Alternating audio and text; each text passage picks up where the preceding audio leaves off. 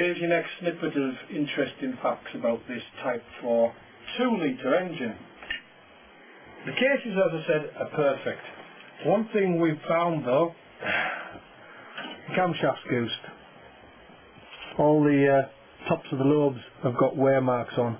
I mean, Joe the bodger would put that back in and sell it to you as a good runner, and you'd probably pay £600 for it, but in this case, that definitely needs sorting out before we put it back together. Interestingly, the cam wheel is riveted on, so if you're going to change the camshaft, if it doesn't come with a cam wheel, they'll be to drill off and remount. But that's a job which we'll think about when we decide what we're going to do.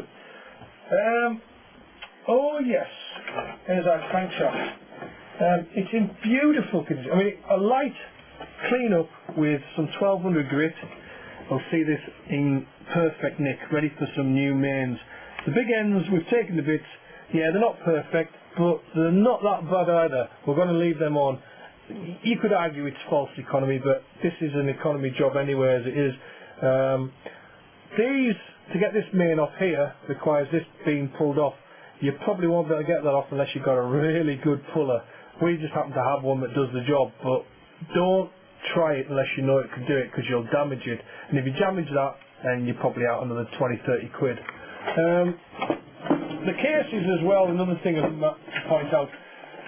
Unlike the Beetle case, the Type 4 case has bolts that go right through it. It's a great idea because you can just crank them up and they tighten the two halves together without pulling any metal out. I have these weird looking things that look a bit like celery.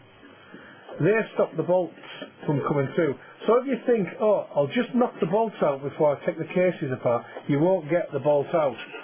Having said that, it is worth knocking the case bolt so it's loose. But remember, it won't come out all the way. It'll only come out when you get the two halves apart. So don't waste your time flattening off the thread, battering it with a big hammer. It won't work. Other than that, clean. You've just got to get everything clean.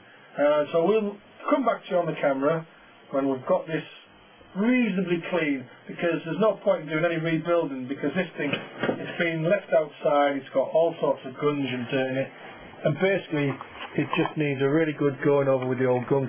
And a cold pressure washer and gunk after a night's sitting does a pretty good job of getting it clean.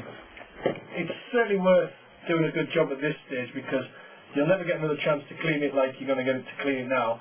And when it goes back together, you've got a good chance that the thing will work and work reliably. Anyway, you wouldn't want to be going about without having a bath, would you? It'd be a minger. So, got to make sure this engine isn't a minger. There you go.